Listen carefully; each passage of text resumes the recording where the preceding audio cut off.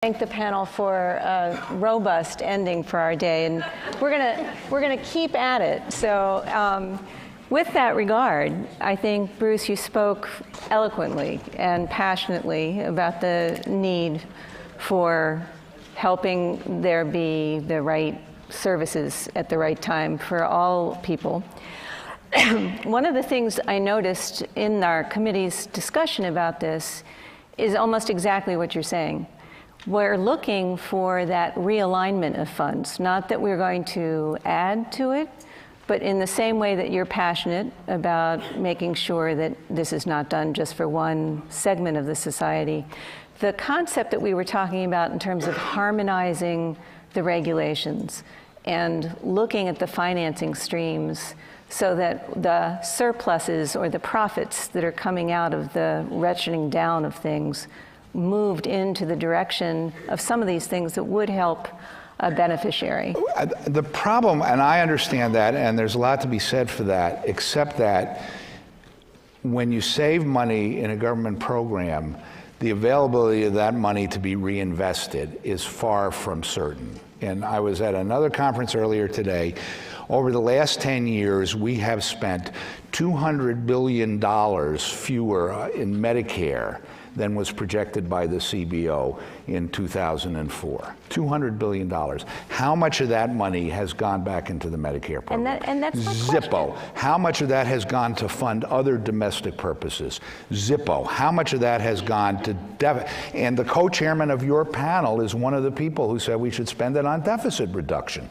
So the notion that money is, there's a fixed pile of money for human services in the United States and we're going to reallocate it is a nice idea, but it's not going to work because other people are going to get to the savings before you do. So I'm going to ask the panel, because we had a whole room of people here. This is the moment where maybe we could do something different to circum that barrier. And that's what we were looking at as the committee, is what could we possibly do so that that money is just not dissipated? I think more can be done at the local community level.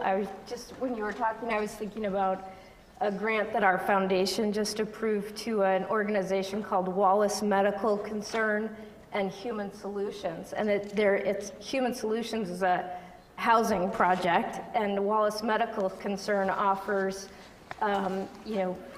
healthcare for the most vulnerable citizens in our community. So I think there's a role of collaboration among community organizations and a role for private philanthropy. But that, certainly is at the local level and not system-wide. Right, right. The only thing I'd add is, in terms of end-of-life care, like long-term services and supports, the bedrock of it really is families. Senator Warner talked about his mother, I believe, who had Alzheimer's for 8-9 years, and the people who cared for her at home were her family members. And the lack of financing for long-term services and supports has ramifications across the system, including in hospice. The long lengths of stay, in the report it said that some of these long hospice stays function as de facto long-term care substitutes. It's hard to get away from the implications of these deficits in social services to other aspects of the system. Or the convention of scoring. We heard earlier today about the role of CBO in scoring and making any of this be a reality. And I grew up learning to protect the trust funds as much as you. And so the question I think that the committee was really looking at, and we didn't have the chance to do that analysis, is there anything that would provide sort of a fail-safe that would allow that money, thinking of Gore and his lockbox, to actually be directed in a place where it needs to be directed, as opposed to going into other budget reductions? Is there a way that we could even envision doing such a thing? You could envision doing such a thing. You could pass a law to do it. What would prevent the next Congress from changing the law? Is nothing certainly constitutional. It would have to be. These are fundamentally political choices we're making. It's just it is, and we have explicitly or implicitly as a society decided that people like the hospice patients we're talking about, or people like old people who aren't getting Meals on Wheels, or people between 13 and 133% of poverty in half the states in the United States, they don't get health services, tough. That's what our political system has decided. And if you don't understand that as a political problem, you'll never solve it. I think if we reframe the political conversation as a quality of life issue, as a quality of care issue, instead of integrating social and medical services, but framing it as quality care requires the connection between those two things. And so it's an integral part of providing quality care to Medicare beneficiaries.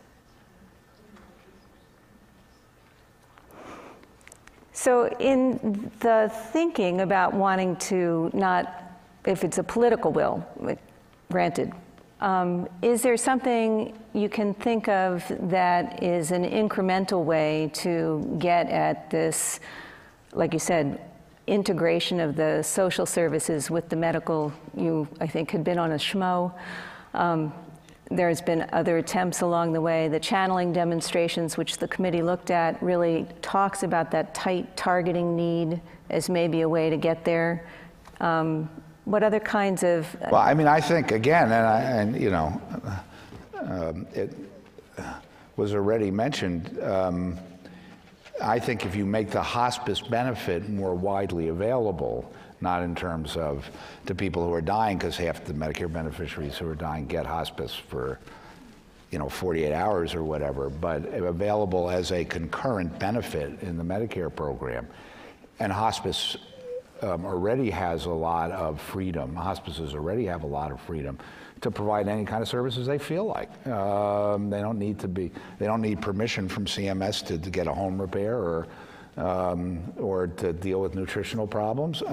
And they are the only, certainly, program administered by CMS that requires pastoral care services as well. So they can do just about anything. But the problem is, there are two problems. They don't. First of all, they come in too late. But second of all, given the way the hospice industry has evolved and given the lack of regulation and the stupid payment system involved, most hospices are in it for the money at the moment, and there's no money in providing additional services. Unfortunately. David, you've taken a look at this in terms of any kind of work that we could do to have an incremental piece for the hospice.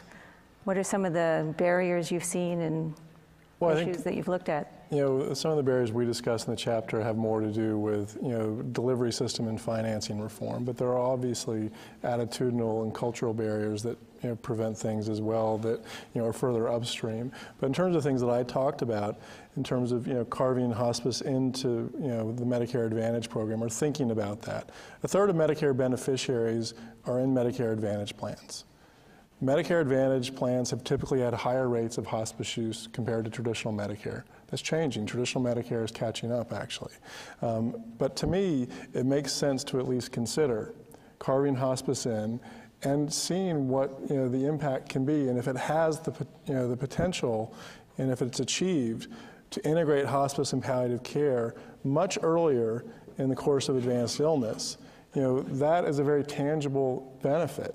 The people who are against carving hospice in point to the notion that rate setting can be hard, that provider networks might not be sufficient.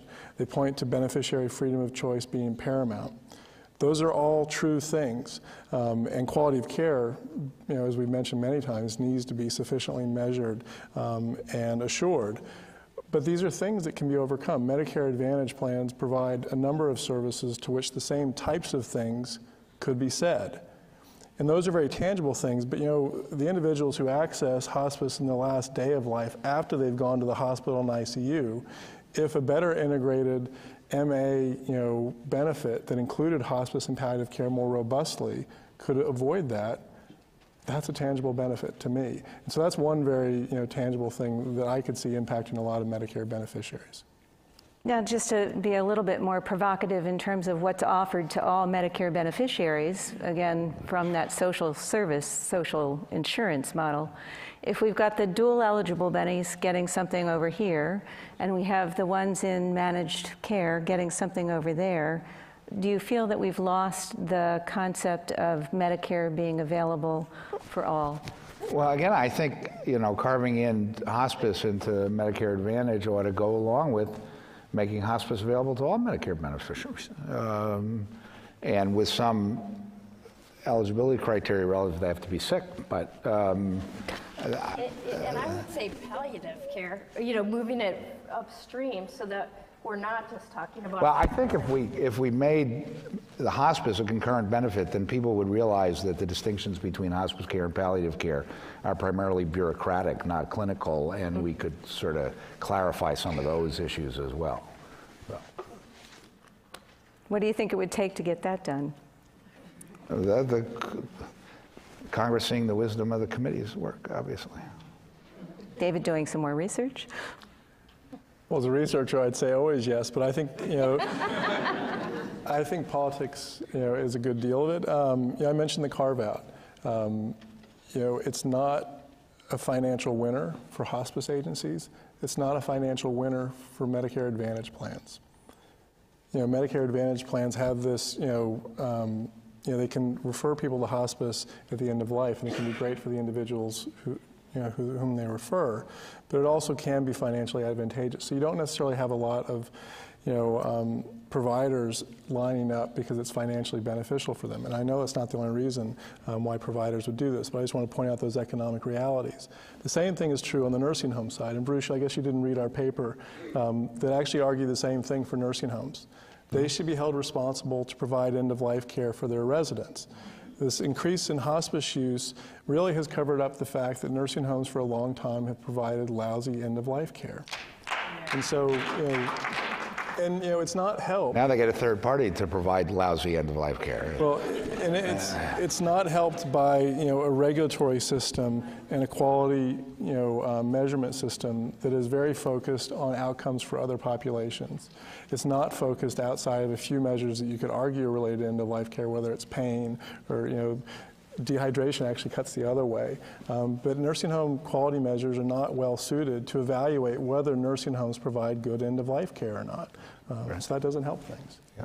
So I want to go back to your comment that the distinction between palliative care and hospice care is largely bureaucratic, because I think palliative care is that extra layer of support that helps a person and that person's family from the time of diagnosis through completion of treatment, whether it's curative or end of life. So I think hospice is really reserved to end of life care, whereas palliative care is provided alongside of curative treatment and helps deal holistically with the patient's needs. One can make that distinction. I think it's fine. If you look at what people doing palliative care do and what people doing hospice care does, it shouldn't be that different. If the fundamental goal is to be responsive to patient and family wishes and needs and to provide the best quality of life and the relief of symptoms as well, again, I think hospice developed out of a service for terminally ill people, and because we created the Medicare hospice benefit, we defined it as something for people who are dying. But God only knows, if you go to lots of institutional facilities in the United States, there are people with advanced neurological diseases, there are quadriplegics who are going to be there for 3 or 4 or 5 years, who are going to eventually die of pneumonia or some other acute intercurrent infection, who would benefit enormously from the services that are palliative or hospice. I don't know what, we're all going to die someday, and so I think we spend a lot of time and energy at the institutional level arguing sort of about the distinction between the two, and Again, I'm not sure what purpose that's serving at this point, other than, again, supporting a particular industry and making it harder to get palliative care to people with serious non-life-threatening illnesses. And that we're stuck in statute the same way that we're stuck with the funding silos. So on that note, I see that it's time for us to start hearing if the audience wants to jump in and help us look at barriers to integrating financial and social services and medical services. And then after that, it will be time for refreshments.